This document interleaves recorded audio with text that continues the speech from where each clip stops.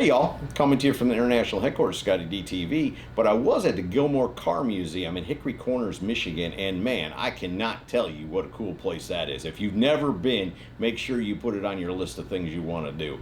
And they've got a bunch of red barns that got a bunch of cool stuff in it. They have some dealerships, like an old Lincoln dealership, a Cadillac dealership, a Ford dealership set up, which is very cool. And in there, in one of the I think it's in the Heritage Center, actually. They have a 1963 Chrysler Turbine car. Now, I'd heard one, but I never got to see one in real life, and now I got to shoot a video on one in real life. How cool is that? Let me get the camera turned around. We'll check it out.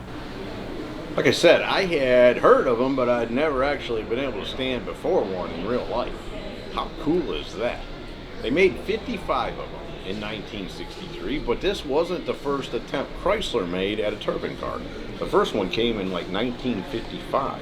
No, 1953. I'm sorry. And they made a cross-country drive in that one. And then other car companies were experimenting with it because there's a lot of advantages to this turbine-powered car.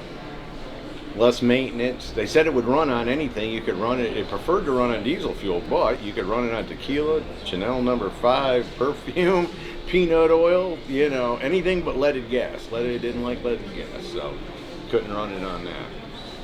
And when they built the 55 of them, they announced that they were going to loan them to the public to get feedback on them. And, you know, half the world applied to get one. And 203 families were chosen. And, yeah, they got to drive them and, you know, give them feedback and experiment with the car in real life, you know, scenarios. And they got to keep it for a month or two.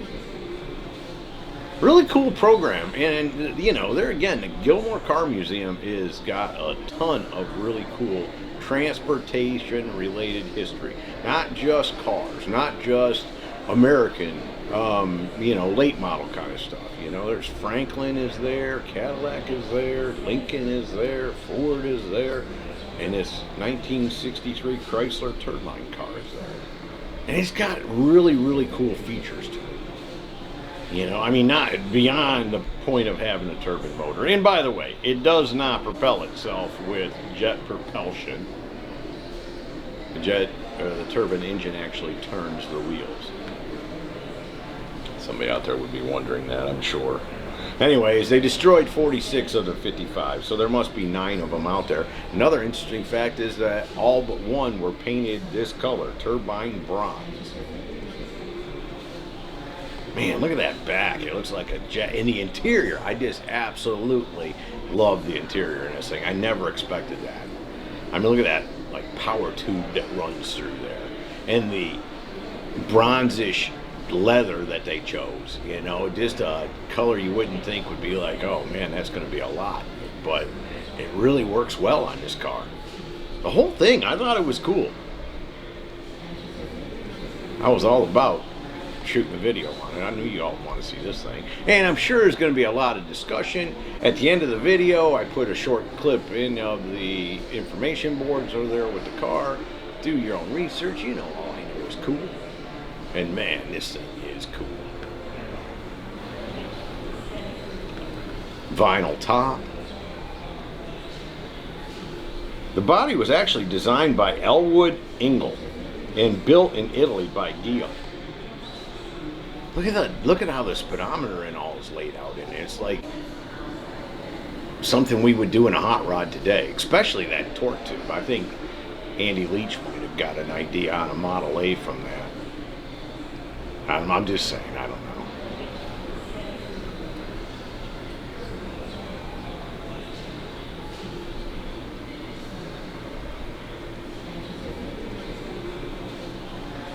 I didn't get information on transmission or how many gears it had. I don't know. Maybe it had just one gear. Who knows? I mean, somebody knows. I don't know. Oh, yeah, who knows?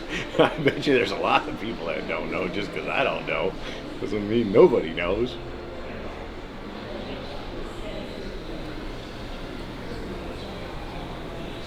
Another advantage was that turbine engines had less moving parts, and the parts that did move spun in a circle. They went round and round instead of up and down, which helps with wear and tear and longevity and all those kind of things. So it was a very interesting path that everybody was experimenting with back then. Just the expense of it was the downside. They said that the people that tested them loved them. You know, they got all great positive feedback on them, and they loved the cars, but there was just no way to build them for the consumer market and make them affordable.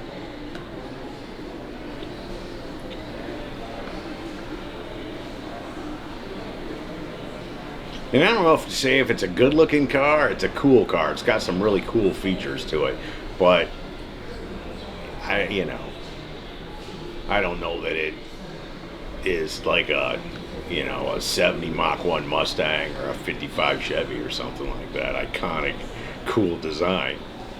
But it is a cool car. And, I mean, it's always cool for me, honor for me, to be able to capture something like this on video, to know that for a long time, people will be able to come here and see and get information and see what the car really looked like. And of course, go by the Gilmore and check it out for yourself. There's plenty of cool, not just this 1963 Chrysler Turbine car, but a whole lot more cool that's there. So there you go, from the Gilmore Car Museum in Hickory Corners, Michigan, the 1963 Chrysler Turbine Car. Hope y'all have enjoyed it. See ya! Hey y'all, make sure you subscribe to this channel and visit ScottieDTV.com for an easy way to search the hundreds of videos I have posted. Either click the link in the description or the one at the end of this video.